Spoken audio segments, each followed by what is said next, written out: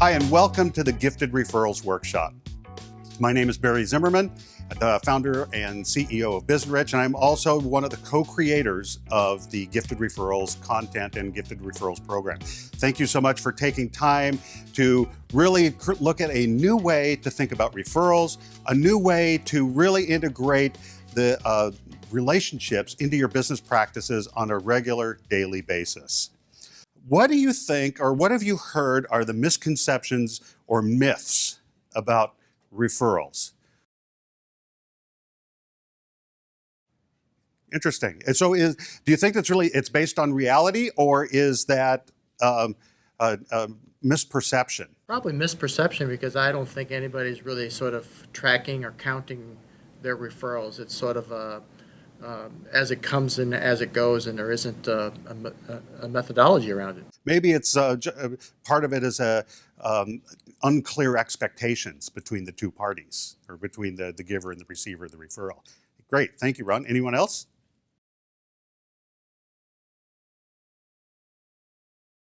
The myth is that all referrals are alike, or all referrals are good, but in reality, yes, and they're going to work out. Yes, exactly. Wow. Okay. Yeah, that's a powerful one. By the way, I'll take a blind date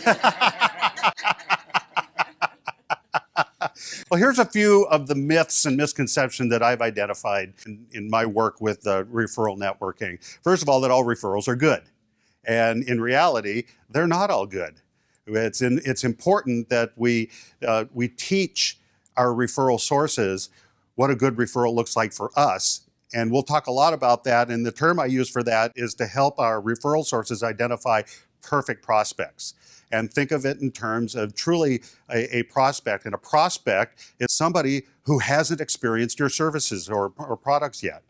So they're different. There's a lot of talk in other programs around ideal clients and searching for ideal clients, but they aren't clients yet. And they have a problem that you can likely solve. And so let's focus on the issues of the prospect first and talk about that. So all referrals are good is the first myth. The second one is that if I do a good job for my customers, they will just automatically refer to me. And in reality, that isn't necessarily the case. Studies I've read, things I've found, and my own experience is that typically about 80% of your existing customers will tell you that they will refer business, but in reality, only about 20% actually do. And it's not that the other 60% are liars, it's they tend to just not be wired that way. Or it's possible that I haven't provided enough information to them to be able to go out and talk about me and identify the right referrals for me, okay? Next one is, the next myth is the more people I meet through networking, the more referrals I'll get. And it kind of speaks to what Philip was talking about, is networking. But the problem with just relying on networking is a very informal, superficial greeting. It's a first handshake in getting known with each other. And if you have a product or a service that's in either high demand or is something that there's very low risk involved with the transaction or the purpose or the purchase, it's very likely that you may get some referrals. But typically, the higher the level of trust involved, the higher the value, the more likely that you're not going to get referrals from just networking, from that casual acquaintance. Make sense? Okay. The next myth: I need to treat everyone like they're a prospect. And this is something that I see in networking events all the time, where people are running around shaking hands, giving their cards out, and treating everybody as though they're a customer or their next customer. As soon as somebody starts selling to you, what's the first reaction you have when you're being sold to? Stop. Right, exactly. Or you shut down, tune out what they're saying, because nobody likes to be sold to. So one of the things that we'll talk about in this workshop is to learn to treat everyone like a referral source, not like a prospect. And as soon as you start talking in language and start thinking about people as a way to sell through them or get to a perfect prospect, now you're talking about somebody else, And they have an opportunity, the person you're talking to be a hero with you to satisfy somebody's need, as opposed to being turned off by the actual sales speak, okay? Next, referral marketing is a silver bullet marketing strategy. Well, while I believe that, and I hope that because you're here, you also believe that that referral marketing is effective, it's smart, it's a great way to build positive business relationships, as well as attract perfect prospects to your business. It's still not automatic. It's not something that happens without any effort. But what I'm going to teach you in this workshop and what you're going to learn is how to reframe the language in your conversations, and to think a little bit differently about marketing in my business in terms of building long-term relationships, and how powerful that can be at finding those people that also have a vested interest in the same perfect prospects that you do, that turn into their clients as well as your clients. And the last one, the last myth or misconception that I want to talk about is that referrals are business transactions. So this is my opportunity to tell you why Gifted Referrals is named Gifted Referrals. And it's particularly two reasons. And the first reason is that I believe referrals are gifts. They're not business transactions. I believe referrals are the gift of an opportunity to build a relationship with somebody.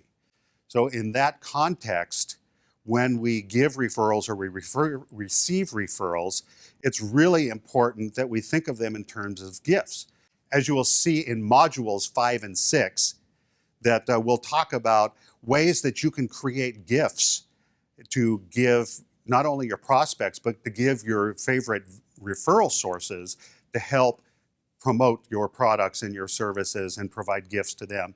So there's a sense of creating gift giving in the process. Referrals are not business transactions, and then also in that context, it's appropriate to not pay for gifts that we receive, but what is it appropriate to do once you receive a gift? Say thank you. Exactly.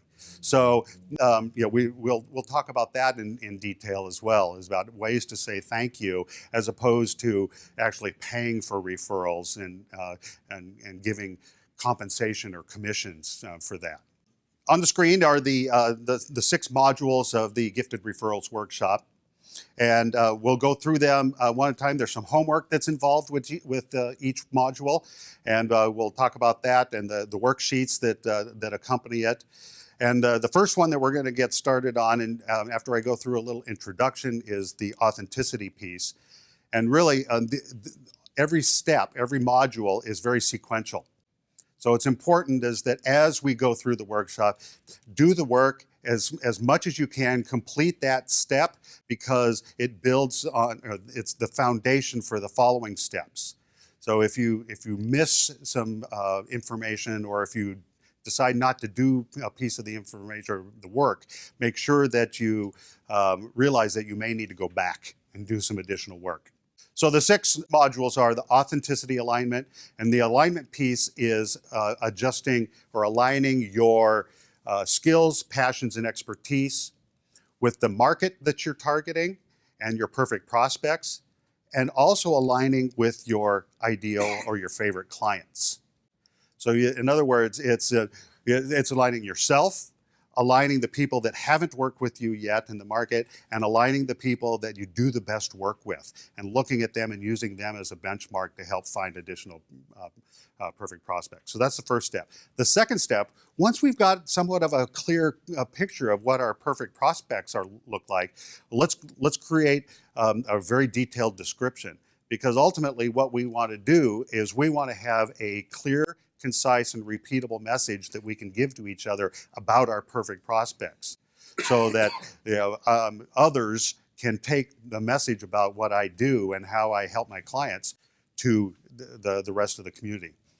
So the tool that we will use in Module 2 is called the Bullseye Prospect Profile. You'll understand what that's about. The third one, the third module, Messaging Mastery, will tackle the 3 types of messaging that we need to communicate our referral messages.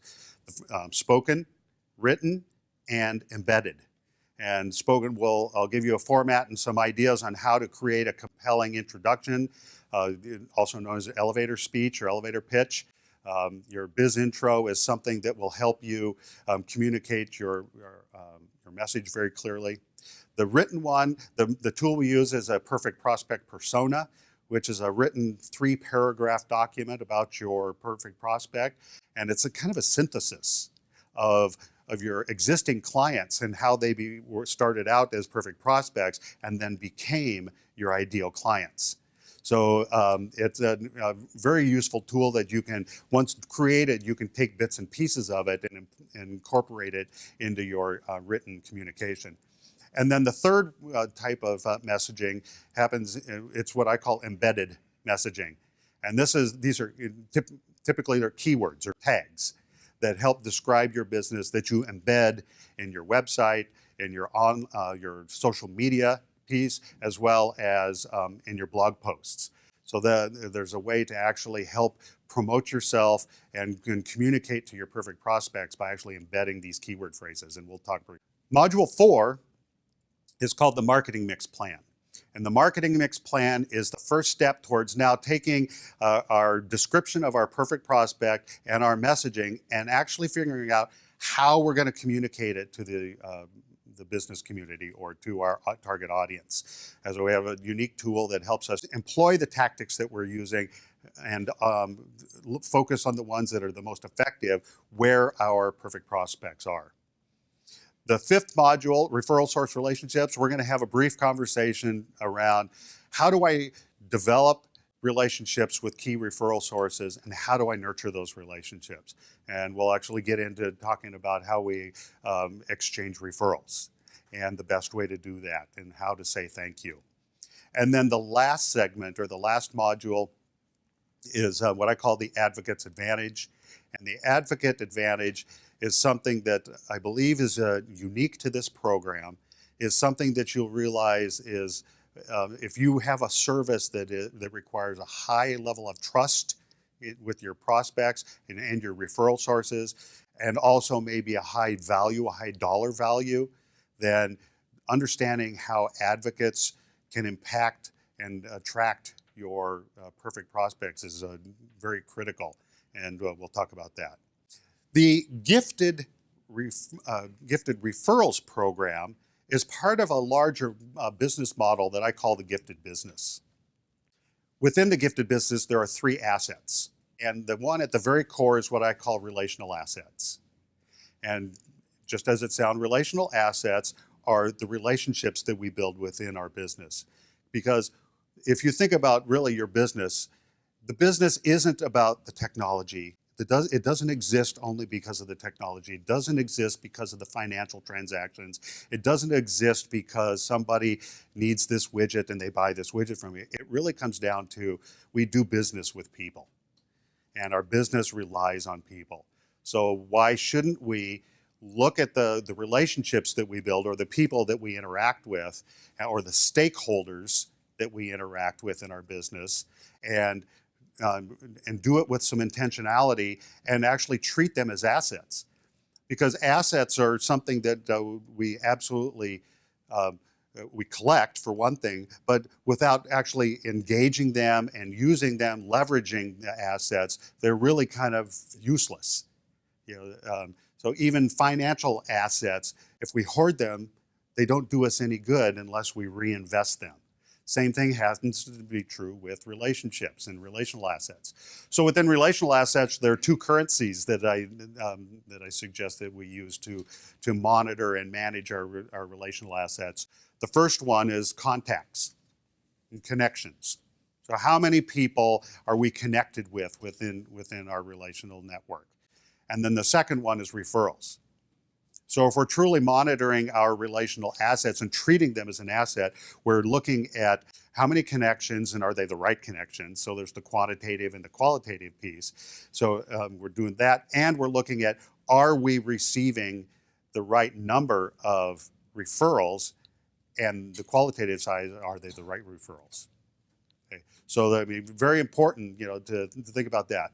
Okay, the second asset of the 3 are what I call enrichment assets. This is what you bring to the market. This is your services, your products, whatever it is you do for people. People, again, hire us, not machines, not clicks on the computer. People hire us and buy our products to affect some kind of change. And what we should be measuring, so the currency that we measure with our enrichment is that positive change. Whatever we do for our clients or whatever we provide for our customers is, has to have value to them. And what is that positive change? So that figure out what that is in your business. Every business is going to be unique, and measure that. All right, and the third asset, surprise, surprise, are financial assets. And the financial assets, the currency that we use to measure the success is money. Surprise, surprise. So, interesting thing now. So to grow our gifted business, the way we grow our gifted business is from the inside out. We grow our gifted business by growing our relational assets first. And as we grow our relational assets of specifically ideal clients and perfect prospects, then we start seeing the spin of the enrichment and financial assets. There's this exchange or spin. So that we grow from the inside out, and then we watch the frequency and the speed at which the transactions actually take place. So if you kind of a different way to think about your business now, and so we're not necessarily in the consulting business, or we're not in the fitness and wellness business. We're actually in the people business. And when you think about in terms of that way, now all of a sudden building relationships with all of our stakeholders, building relationships with strategic referral sources, prospects, and turning them into clients is very powerful, because they all become key components in growing our business. Tell me now, is this a true statement for you? I believe referrals are a vital source of new customers for my business. I know business people who get 100% of their new customers from referrals. And when they tell me that, I'll ask them, well, do you have a system? Do you have a process in place to inspire and attract referrals? And most of them say, no, not really. I hadn't really given it much thought. They just kind of happen. And, well, do you have enough referrals? No, I can always use more. So, well, if they are such a vital, critical, crucial, essential piece of your business, and specifically attracting your new customers, then why don't you have a system? And hopefully the answer is because I haven't seen gifted referrals yet. To you, the audience, tell me a little bit about why referrals are so valuable. So we know that they're vital to our business because this is the best source of new customers. So why? It's a warm handoff, okay? So there's some credibility, an introduction. What is it? What's the benefit of that? It's economical, yes, yeah. Donna? Yeah. Trust is there. Trust. Oh, that's interesting. Okay, so trust, very powerful word, actually, isn't it? Yeah, and so with many of our services, it requires a high level of trust. Somebody has to trust me that I'm going to do a good job for them, or that they're trusting me to run a piece of their business, right? Or they trust me with their money, or some other piece of their business. But what are some other benefits of that warm lead? What about in terms of the sales process? Well, it shortens the sales process. Shortens the sales and that's process. because when you trust someone who's given the referral, that you don't have to spend time building the trust with the person that you're going to do business with. Right, exactly. So yeah, that shortened sales cycle is really powerful, really, because what it does for you is allow you to then spend time doing revenue generating things, doing other things in your business, instead of starting at the very beginning of a relationship. So in a sense, one of the values of referrals is it leapfrogs, shortens the sales cycle and leapfrogs a lot of the processes that you have to do on your own in marketing and sales or rainmaking. Any other, why else are referrals valuable? Part of that is making sure that we're inspiring and teaching how to attract the perfect prospects, right? And if somebody is giving us a referral who's truly a perfect prospect for us, then that comfort level is high, the trust level is high, and the likelihood that we're going to be able to close the sale very quickly is high as well. Any other valuable pieces? You've heard of other people's money. This is other people's marketing. So OPM works this way too. So truly, we can go right to the bottom of the list. My favorite piece is exactly what Christina says, is that while I'm doing the work with my favorite clients, somebody else is finding my next prospect for me. And they're going to give me the gift of that while I'm doing work with my with my ideal clients. Are there any other values on the list? In other words, the giver of the referral is providing a live testimonial for your services, and so we'll talk about a type of relationship that we have with people that have direct or indirect experience with our own services, and how powerful that can be, and actually creating that live testimonial. That's a great one. Thank you, Philip. And any others? There's one we haven't really talked about. Better qualified.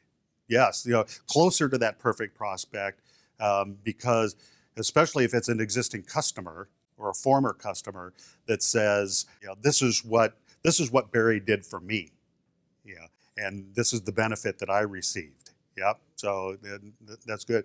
The one we haven't talked about yet is that referred prospects tend to be less sensitive to pricing. Is that a true statement from your experience? It certainly has been for me.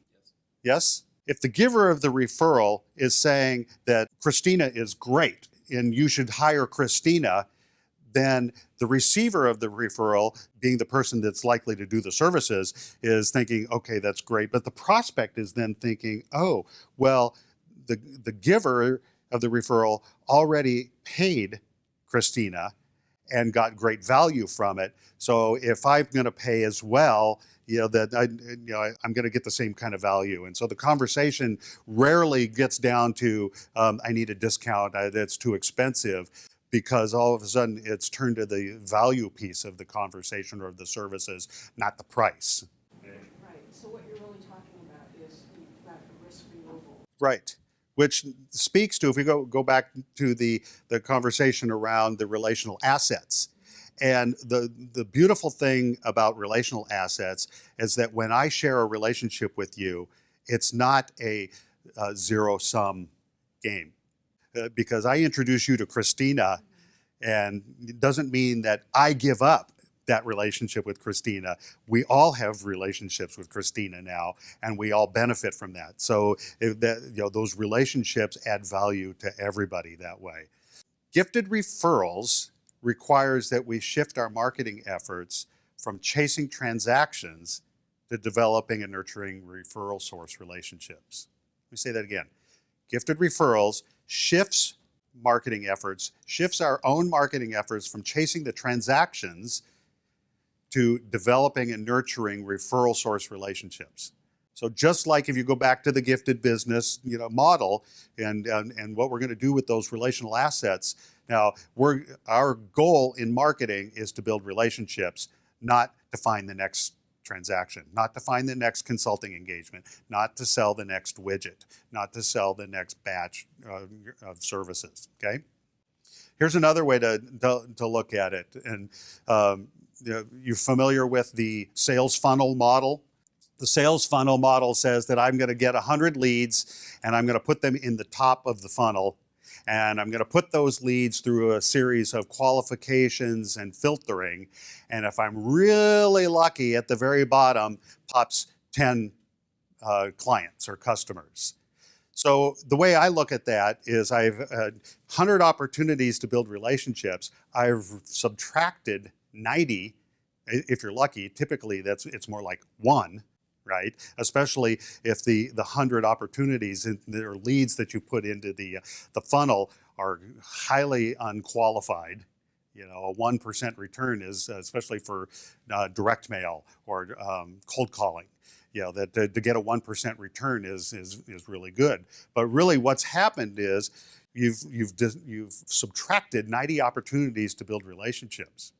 So instead, let's take the same funnel, turn it on its side, and now make it and put the leads in the other direction.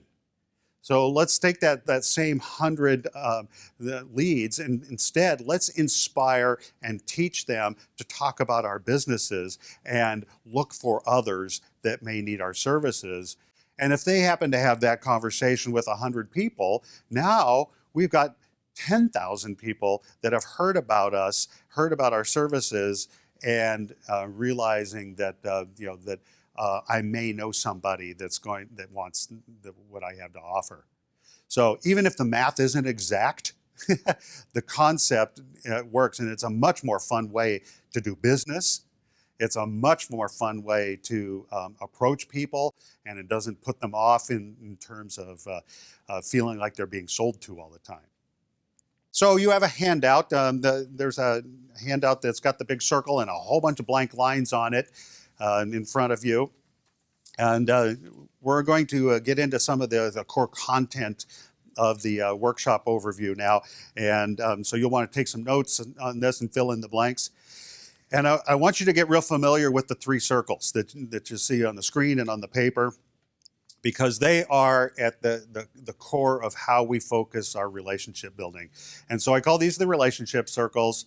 Notice they're anchored at the bottom, and you can think of it in terms of that I'm at the bottom of the circles, right, where they all kind of connect. Okay, that's where I stand. And it's kind of like a magnetic field. If you've seen pictures, if you remember back to junior high science when you studied magnets, or if go to Wikipedia and look up electromagnets and look at some of the drawings. The drawings, it's similar to this, not exact, but similar. So, all right, three circles. And what I've realized is that there are three different types of relationships that we need to build in terms of our relationship marketing. And they go like this. So the circle that's the biggest number of people and also the farthest away from us are acquaintances. I call them acquaintances. The middle circle are what I call amiables. And we'll qualify these in a moment. And the smallest circle and the one very closest to us are what I call advocates. So we have acquaintances, amiables, and advocates. That's it. Three types of people that we need to build relationships with. That's simple. So how are they different? So they're different. They differentiate them by two characteristics. The first one being intimacy. And intimacy is really all about what do they know about us? How well do they know us? And so acquaintances are people that know us. They're the ones we interact with on the street. We do networking. We may see them here and about around town or at an occasion. They know our name. They know our business. That's probably about it. Okay, those are acquaintances. Amiables they not only know us, but they also like and trust us. So the amiables are your current clients or customers, or your former clients and customers. And the thing that's interesting about the amiables is that they have some level of indirect or direct experience with your services. So the indirect may be a friend or a spouse, has participated in something. Could be, I know somebody that does jazzercise and they just love it. And it could be that, or it could be that I do it, which I do. I love jazzercise. So the amiables have a level of like and trust. They have a story to tell about your services. There's something that they can actually express indirectly or directly about your services. And advocates, the difference between an advocate and an amiable is that an advocate is committed to helping you be successful. So it's different than an evangelist or a promoter, because I believe acquaintances, amiables, and advocates can all be promoters. I use the language promoters. Okay, so a promoter is somebody that talks about you a lot. that can't not talk about you because of such a great service. It's so much fun. I got so much value out of it. Those are promoters, and promoters exist in all three types of relationships, and we want to leverage those people, and we'll talk more about how to do that. But the advocate relationship is something we're going to spend an entire module on that advocate relationship, because it's kind of the secret weapon of referrals, especially if your service depends on a high level of trust, is somebody there where there's a very small pool of people that need your services, or it's difficult to get to your perfect prospect. And we'll talk more about that. So the other dimension, or the other piece of acquaintances, amiables, and advocates is opportunity. So the first differentiator is intimacy. How much do they know? But the other piece is the opportunity. In other words, these three circles are the red circle in the gifted business model. These are our relational assets. These are our referral sources. And the opportunity piece is a qualifier that we can look at to determine how close or how well do they know our perfect prospect. And some are going to know our perfect prospects better than others. If our perfect prospect is a CEO, and I offer a service of consulting or some kind of trusted advisor type of service, then a perfect referral source for me is going to be another trusted advisor who works with prospects that are very similar to what I want. So as you can see, now we start thinking about not only who our perfect prospect is, but we start thinking about our referral sources in terms of their relationship with our perfect prospect. And I call that leveraging the second degree. So first degree, second degree, third degree, is a term from LinkedIn. And you see the relationships that way. Think of that in terms, especially that second degree. Who does Zeta know that needs my services? And so that'll be part of the conversation we have. So this is great. We've got three circles. We've got three types of relationships we're going to build: acquaintances, amiables, and advocates. What do we do with that? What is it, how do we do that? With those three circles, we're going to craft, and I'm going to teach you how to craft spoken, written, and embedded messaging for those three circles. And it's not that the messages are different, but the focus is different. So with acquaintance, the purpose of the messaging is to inform and keep the acquaintances informed about who you are, why you're in business, how you're different, and what you do. Okay, so it really is all about that piece.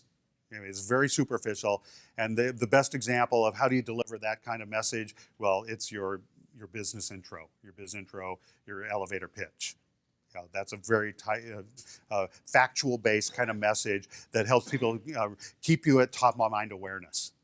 All right, so the purpose of the messaging for our amiables is to connect and keep them connected. Remember, they're former, current customers, people that have a story, people that have experienced the value that you bring, and so ways that you can keep them connected through like an email newsletter or a printed newsletter. Could be through a regular gift of a promotional product or some kind of tangible gift and tangible marketing type of item. So there's some very clever things that we can do to keep those people connected, keep them truly top of mind because they've experienced the value that you bring, and don't you want them to start talking about it. And with our advocates, the purpose of the messaging is to engage them in the success of our business. So our messaging really comes in three different flavors. We inform, connect, and engage. And each one of those is appropriate for the right circle. Okay, so if we do this messaging, what do we expect to get? Well, what I've realized is that in managing my expectations from my three relational circles, that my acquaintances are going to be very reactive. In other words, it's the serendipity opportunity because they don't know me very well. They don't know exactly what it is I do or what the value is. That they're going to hear somebody say that they need somebody to help them with their finances, and you think, well, I heard of some organization called B2B CFO. They do fractional CFO work, and I know a guy named David Lightfoot. Maybe David can help you. And so that's kind of the nature of it. The amiables, because they've got a story to tell, they've got some more details. So they're going to be responsive. So I use the word responsive as opposed to reactive, because they're going to respond to it with the story. They're going to respond by sharing their value, sharing information about what they got. They're going to start and not only just tell their own story, they're going to say, and call David Lightfoot. His name or his number is blah, blah, blah, or his email address is, be sure to mention my name, and I promise he won't hang up on you when he takes the call. So, you know, that it's establishing a stronger relationship that way. And the difference between the amiables and the advocates in terms of what we expect from the referrals, from the messaging that we put in, is that we expect our advocates to be proactive. So truly, an advocate is somebody who is seeking opportunities for you. And we'll talk about why they want to do that and what the benefit is. But there's a very strategic reason why that relationship and that person has a vested interest in not only helping you and helping the client, but it also helps them. Let's talk a little bit more about the messaging, because you know, so the three types of messaging for our three relationship circles: to inform, connect, and engage our relationships. What I've realized is that when we have effective messaging, that referrals behave in a very predictable way.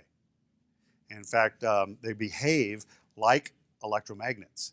So you're familiar with the junkyard crane, you know, the big magnet that picks up cars and shoves them around. Well, the only reason that works is because there's a lot of electricity that goes to the magnet. When they turn it on, it can pick up the car. When they turn it off, it drops the car. Well, our messaging is the same way. And in fact, referrals are so predictable that I've created 6 laws of effective messaging. And they have to do with the behavior of electromagnet. So the first law of the effective messaging is the law of energy. The law of energy says that you got to keep the messaging on. So just like the junkyard crane, the energy is the electricity that energizes the magnet. In the terms of our marketing messaging, it's the energy is our messaging. Okay? So keep the energy on. The second law is the law of direction. The law of direction says I'm going to point my messaging in the right place. And just like the magnets are stronger and work better when I point the magnet at that ferrous metal and not away from it. If I point it in the right direction, I'm going to be able to attract that metal. So point it in the right direction. And with the messaging, there's 2 places we want to point that. The first place is we want to point that messaging where our perfect prospects are. And if we don't know where our perfect prospects are, or if we can't get to them, we point our messaging to referral sources who have relationships with our perfect prospects. So leveraging that second degree again. So that's the law of direction, pointing the message in the right place. The law of compatibility is all about the actual context and content of the message. In other words, what are you saying? What are you saying about yourself? Or what's being said about you? What is the message? And is it the message that resonates with your perfect prospect? And because you want to make sure that you're attracting your perfect prospects. The law of polarity is all about how we deliver the message. Just like magnets can either attract or repel ferrous metal, our messaging can attract or repel. So how are we delivering our message is really important. And we want to make sure that we're delivering it in a way, in the right media, with the right language, in the right place, to make sure that the message is truly attracting our perfect prospects. The law of proximity says that if I point my message at items or at people that are closer to me, that know more about me, in other words, if I point my messaging at the advocates and amiables as opposed to acquaintances, I'm more likely to attract perfect prospects. A good example of the law of proximity at work too is the telephone game. Remember that from grade school? I whisper something in Christina's ear, she whispers it in Bob's ear, and then Terry's and Pete's, and we go all the way around the room, and then we get to the far side of the room, and Lance tells us what he's heard, and what happens to the message? It's always different, right? So, the law of proximity says that I'm going to, that if I rely on the first people in the chain, or if I help them, understand that if I create a clear, concise, repeatable message, that I can reduce the effects of the telephone game or the law of proximity. But really, we want to focus on the near people. All right. And the last one, the law of impedance says things get in the way.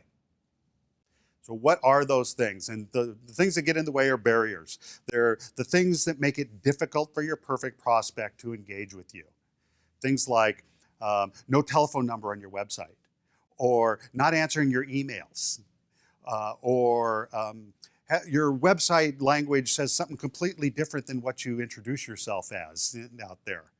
So having mixed messages, depending on how you put your message out there. Those are all things that can be considered impedances to your messaging. Okay, so the law of energy, the law of direction, the law of compatibility, the law of polarity, proximity, and impedance. Those are the 6 laws of effective messaging.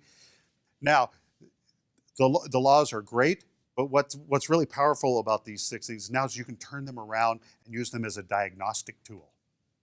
So look at your own business, at your own messaging, and ask yourself, do I keep the energy on? Do I keep the messaging flowing to my 3 circles? Do I point my messaging in the right place? So you get the idea, that it now becomes a really powerful tool that you can use for yourself, and also a point of conversation for you to have with advocates later. I don't know about you, but I was pretty powerfully impacted by the books that Bob Berg and John David Mann have written around the Go Giver and Go Giver Sell More, and it put into words and told a story about how I was feeling at a time in my life that I hadn't been able to articulate for myself. And so they really resonated. Both the Go Giver and Go Giver Sell More really resonated with me. And out of the Go Giver came these 5 guiding principles that we use, not only in Business Rich, but that also apply to gifted referrals. And I think it's really powerful to point out here. So we use them as guiding principles in everything we do to interact with our clients and referral sources, as well as prospects. So the first one is be yourself. That's the be yourself, everyone else is already taken.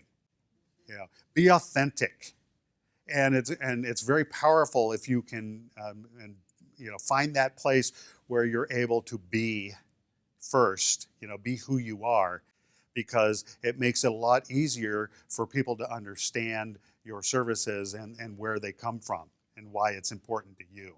And if you can project that passion and that experience and skill set, through your authenticity, it's a very powerful thing. So be yourself. Build networks is the second one. And notice very intentional is build multiple networks, or build networks, not a network. And we want to connect our networks, and thinking back to the law of proximity and the way the 3 relationship circles behave, connect your networks with advocates first, not with acquaintances. Because as soon as you start extending your network through acquaintances, now all of a sudden you extend the telephone game and the opportunity for the message about you and why you're in business to become very diluted or convoluted. So be yourself, build networks. The third one is add value.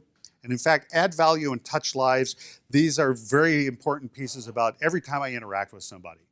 So I intentionally, when I interact with people, I want to make sure that they get value from the conversation, from the services I provide, making sure that they can look back on that hour we spent over coffee or that time together and truly got some value for their life or their business out of that.